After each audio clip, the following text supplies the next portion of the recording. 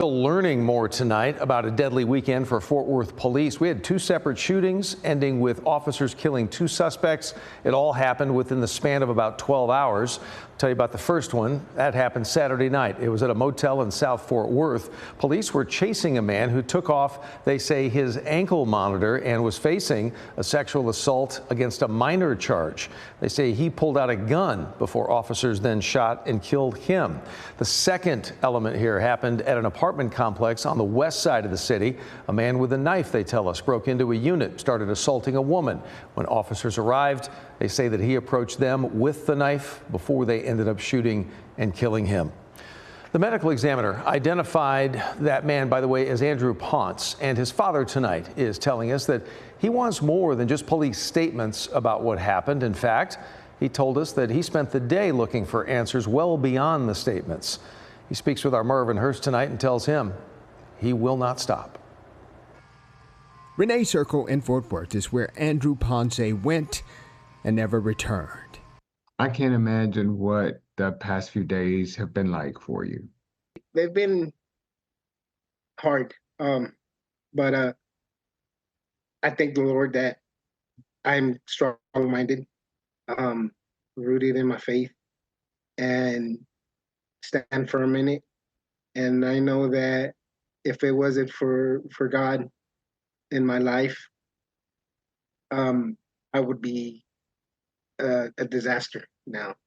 Fort Worth Police Chief Eddie Garcia says Ponce kicked in a person's door, assaulted them, and then held a knife to his own throat, failing to obey an officer's command to the point of lethal force. But this is a situation that I presume you never expected to get that notification.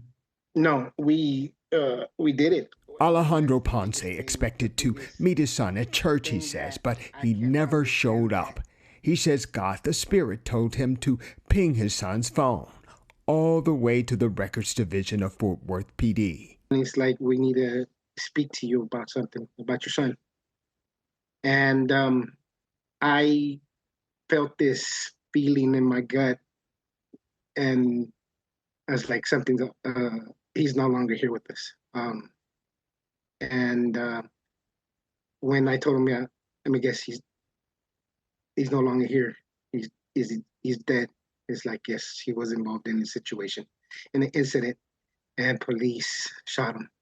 His 21-year-old served in the Marines but had some legal challenges that pushed him out of the Corps. And his baby boy, one of three, had mental obstacles, he says.